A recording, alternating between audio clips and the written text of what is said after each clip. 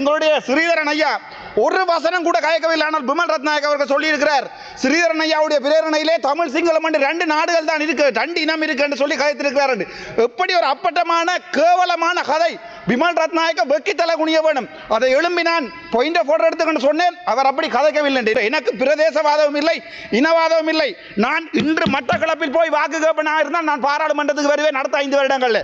இன்று நான் தெற்கில் அத்துருகிரியாவில் போய் பாராளுமன்றத்துக்கு கேட்பனாக இருந்தால் நான் வருவேன்.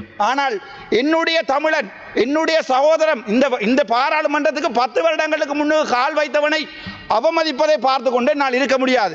இந்த இனவாதங்களை கதைப்பது சிங்கள இவர் சொன்னார்கள். என்ன பிமல் ரத்நாயக்க சொன்னார், ஜாழ்ப்பாணத்திலே எங்களுக்கு வாக்கு விழுந்திருக்கேன். எனக்கு கவலை என்னென்றால், நான் ஒரு முறை ஏறிய போது மாங்காய் பறித்தேன் என்றதுக்காக ஒவ்வொரு முறையும் மாமரத்தை பார்த்து இது நான் மாங்காய் பறித்த மரம், இது நாங்காய். 2ஆம் தரம் ஒருவன் விரும்பி இடத்தை கொடுக்க வேண்டும். 2ஆம் தரம் உங்களை திலத்தி அடித்திருக்கிறான். வடக்கு மாநிலத்தில் உள்ளூராட்சி சபை தேர்தலில் நீங்கள் என்னுடைய மைக்கை 8 நாட்கள் ஓஃப் பண்ணிய போது உங்களுக்கு இங்கே ஏதாவது ஒரு வடக்கு மாநிலத்தில் ஒரு சபையை உங்களால் கொள்ள முடிந்ததா? இல்லை.